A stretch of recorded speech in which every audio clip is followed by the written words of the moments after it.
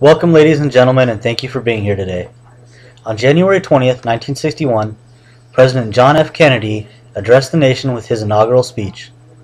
One very important statement was made, and its impact is just as significant today as it was 50 years ago. Kennedy said, and I quote, "And so, my fellow Americans, ask not what your country can do for you, ask what you can do for your country." Today, I would like to propose to the American people an answer to that question. The American people have been given by God, through the blood and sweat of our forefathers, a set of inalienable rights to life, liberty, and the pursuit of happiness. We as a people have the responsibility to protect and defend these rights, as well as honor our forefathers by giving back to the nation that has given us so much. Conscription, or the compulsory enrollment of U.S. citizens for national service, is the best way we can fulfill this responsibility.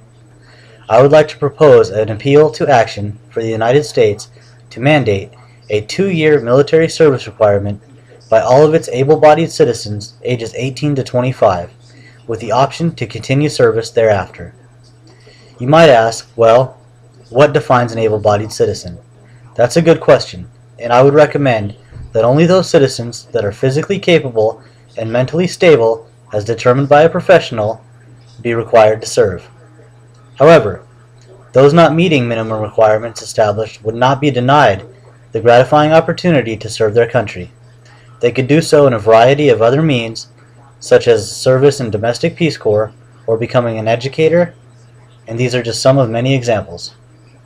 Some of you may be thinking, well, what about college and receiving a higher education? This is another great point that I would like to address. A strong education for our youth is an undeniably important facet in measuring the success of our great nation. This is why I suggest ages 18 to 25. Those citizens desiring to attend a university may do so, and upon completion of their degree, they would begin their required 2-year service, many of them as commissioned officers if they so choose. One of the most important aspects of my proposal is that no man nor woman who is uncomfortable with the idea of combat be required to carry arms.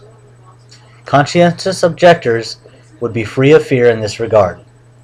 Every qualified citizen would be given the opportunity to serve in the branch of service and career field of their choice, pending the results of a standard vocational aptitude and battery exam.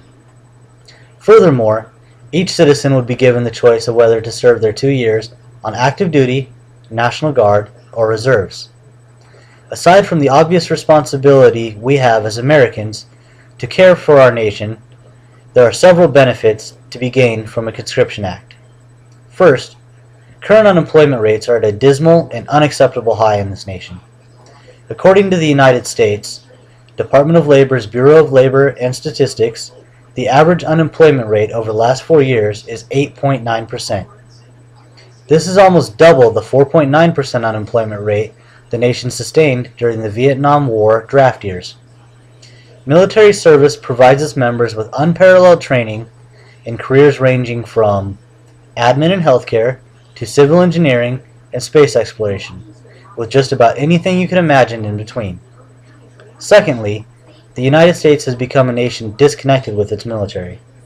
According to an article by the American Forces Press Service, there is a recent report that states just 0.5% of Americans served in uniform at any given time during the past decade, the longest period of sustained conflict in the country's history.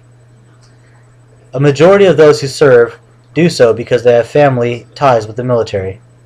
They have a father, a grandfather, a sister, or a mother who has or is serving. The other 99% of the American population lives blissfully unaware of the real sacrifices made and burdens that are bore in order to maintain our freedoms. Lastly, the Conscription Act will provide our nation's young men and women with the necessary tools to be successful. Men and women who serve are hardworking, disciplined, and respectful. They learn important values such as courage, honor, integrity, and more. Most importantly, the skills and values they learn can be applied beyond their term of service in countless other aspects of their lives. In conclusion, I have discussed the very real and very imperative need for the American people to give back to their country. I have provided you with a solution to fill this need through a conscription act, and I have provided you with some benefits to be gained from such an act.